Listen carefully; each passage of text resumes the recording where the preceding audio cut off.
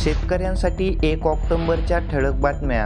तत्पूर्वी चॅनलवर नवीन आला असाल तर दररोज असेच नवनवीन व्हिडिओ पाहण्यासाठी चॅनलला सबस्क्राईब करायला विसरू नका. सोयाबीन कापूस उत्पादकांना 2,398 कोटींचे अनुदान. राज्य मंत्रिमंडळ बैठकीत वितरण. 49 लाख शेतकऱ्यांना होणार लाभ. राज्यातील तालुका स्तरावर ऑक्टोबर 2024 पासून एकूण 110 कापूस खरेदी केंद्र सुरू करण्यात येणार असल्याची माहिती भारतीय कापूस महामंडळाने दिली आहे. शासकीय कापूस खरेदी केंद्र वेळेवर सुरू होत नसल्यामुळे शेतकऱ्यांचे नुकसान होत आहे. हिंगोलीत सोयाबीनच्या दरात किंचितशी सुधारणा. बाजार समितीत नवीन सोयाबीनची आवक सुरू. 2 दिवसांपूर्वी 5,500ला विकणारा कांदा 4,500वर. आवक वाढल्याने दर कोसळला.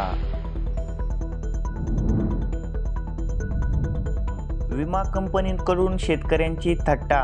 नुकसान लाखात आणि मदत रुपयात. तर शेतकऱ्यांना नुकसान भरपाई म्हणून एका गुंठ्याला मिळाले 5 रुपये. शेतकऱ्यांमध्ये तीव्र संतापाची स्थिती निर्माण झाली आहे. 4 लाखांवर शेतकऱ्यांच्या खात्यात 160 कोटी जमा होण्यास सुरुवात. तरी उर्वरित शेतकऱ्यांनी तात्काळ KYC करून घेणे गरजेचे आहे. दमदार पाऊसमानामुळे रब्बीवर बळीराजाचा भर. 5 लाख हेक्टरने पेरा वाढणार. ब्राझीलमध्ये वणव्यामुळे साखर उत्पादनात 10% घट. यंदा भारतासारख्या देशाने साखर निर्यातीवर बंदी कायम ठेवल्याने ब्राझीलमधील साखरेला चांगला दर होता. तसेच यावर्षी भारताने आयात केली तर साखरेला चांगला दर मिळण्याची शक्यता आहे.